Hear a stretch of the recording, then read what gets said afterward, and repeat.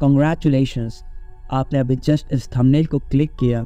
ये दर्शाता है कि आप एक सीरियस कैंडिडेट हैं और आपको फ़र्क पड़ता है अपना एक सीट कंफर्म करने के लिए इस JSSC CGL एग्ज़ाम में।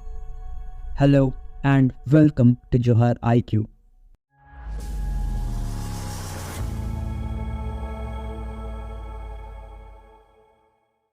आज आपने जैसा अभी थंबनेल पे देखा, आज हम डिस्कस करने वाले हैं कि जो कट ऑफ है वो आखिर कितना जाएगा और कितना जा सकता है। एक बहुत ही बड़ा रूमर चल रहा है कि क्या हमारा जो कट ऑफ रहेगा वो 80% से भी ज़्यादा होगा। एक बहुत ही बड़ा रूमर, राइट। और हम लोग के अंदर ये डर भी पैदा कर रहा है, क्या अगर ये सच हो गया तो मेरा सिलेक्शन का क्या। मैं इस वीडियो के स्टार्टिंग में ही आपको बता दूं कि मैं जनरल के पॉइंट ऑफ व्यू से बात कर रहा हूं। आप अपने कैटेगरी के लिए अपने हिसाब से थोड़ा ऊपर नीचे कर लें।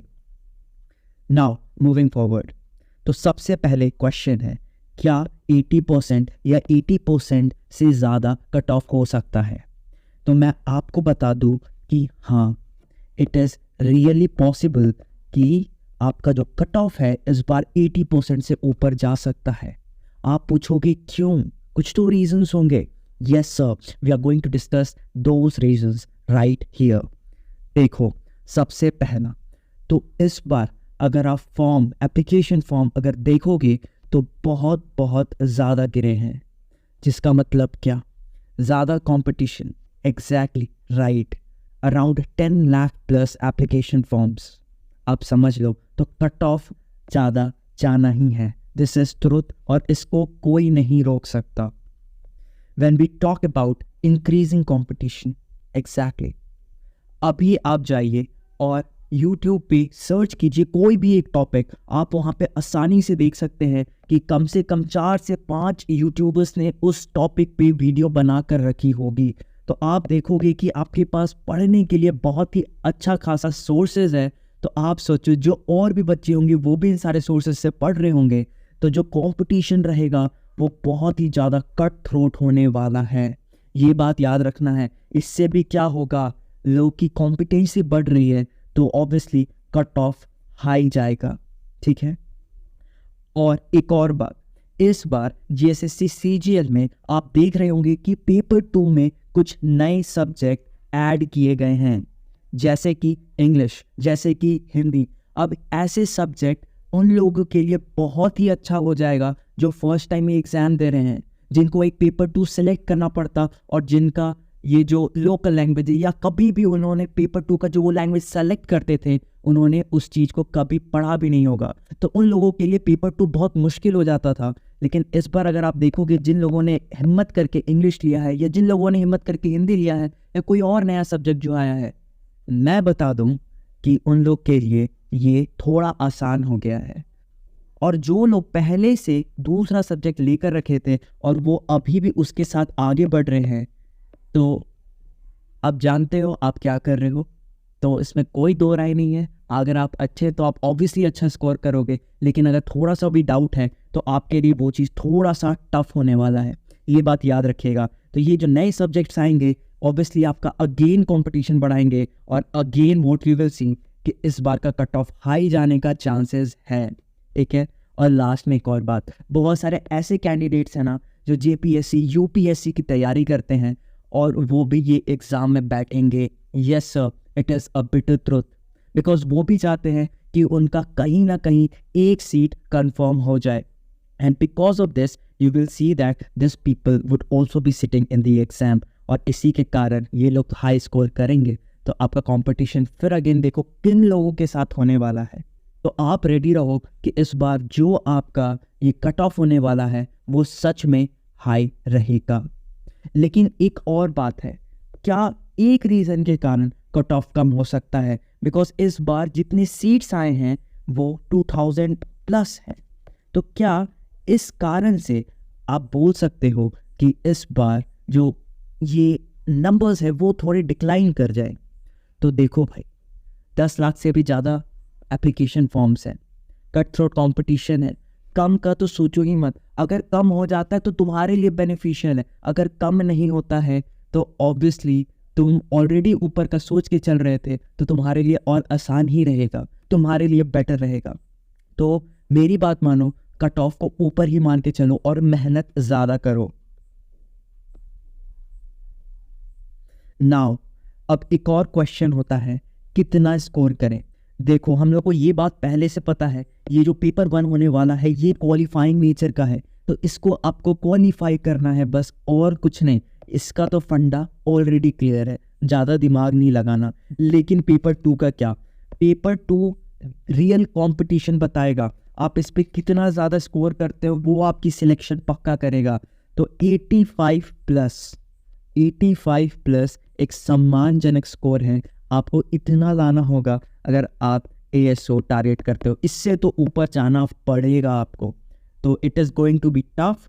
लेकिन अगर हम बात करें पेपर 3 के लिए, जो हर एक बच्चे के लिए इक्वल है, ठीक है, हर एक बच्चा इस पेपर 3 के लिए पढ़ाई कर रहा होगा, तो उसमें कितना लाना है? सिंपल है, 80% कट ऑफ लेकर चल रहे थे, तो 80% 120 क्वेश्चंस होते हैं। इसमें मैंने कोई भी निगेटिव मार्किंग को नहीं जोड़ रखा है। अगर आप निगेटिव को लेते हो थोड़ा सा और बढ़ा दो, ठीक है। तो ये 120 क्वेश्चंस आपको प्लस सही करने पड़ेंगे अगर आपको चाहते हैं पक्का पक्की बिना कोई रीज़न के कि आपका एक सीट पक्का हो जाए JSSC CGL में। Now moving forward, if we see, एक और बहुत बड़ा क्वेश्चंस मुझे कमेंट्स में मिलते थे, दैट इज़ क्या 150 क्वेश्चंस 2 घंटे में हो जाएंगे? Is it really possible? तो मेरा आंसर यहाँ पे आप देखोगे कि येस इट इज़ पॉसिबल।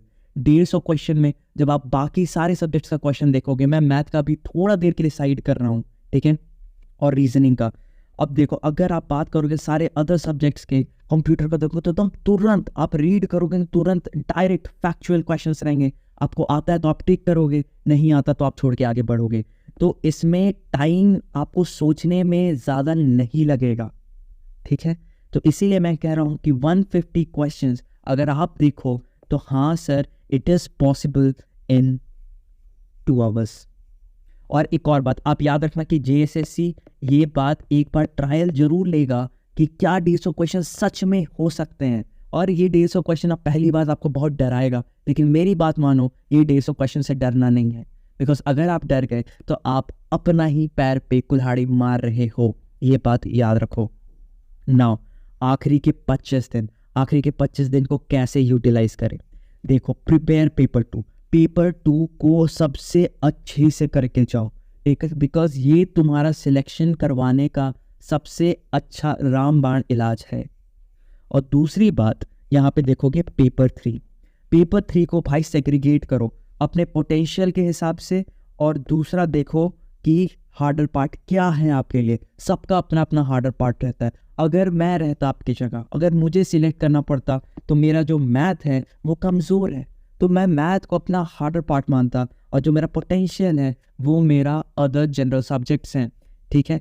तो मैं ऑब्वियसली उस पर ज़्यादा मेहनत करता, मैथ्स पे कम मेहनत करता कि मैं कुछ क्वेश्चन बना लूँ, बाकी के क्वेश्चन मैं उसमें छोड़ के आगे बढ़ता। तो मैं एक बेसिकली स्ट्रैटेजी बनाता इस प्रॉब्लम से डील करने के लिए। तो इस टाइम पे this is a very high time कि आप जाकर अपना पोटेंशियल देखो कि आप किस में बहुत सही हो और आप किस में आपका थोड़ा सा मुश्किल आ रहा है। आप उस हिसाब से आप अपना एक स्ट्रैटेजी बनाओ, और इवन पेपर टिक करने के लिए भी आपके पास एक स्ट्रैटेजी रहना, because 150 question is such a great number, ठीक है। तो उसको सब सारा क्वेश्चन पढ़ के उसको रीचेक करके, कुछ क्वेश्चन में डाउट्स होंगे उसको भी करना है, तो उस हिसाब से आप अपना एक स्ट्रैटेजी बनाओ और ज़्यादा से ज़्यादा सैम्पल पेपर सॉल्व करो, ठीक है।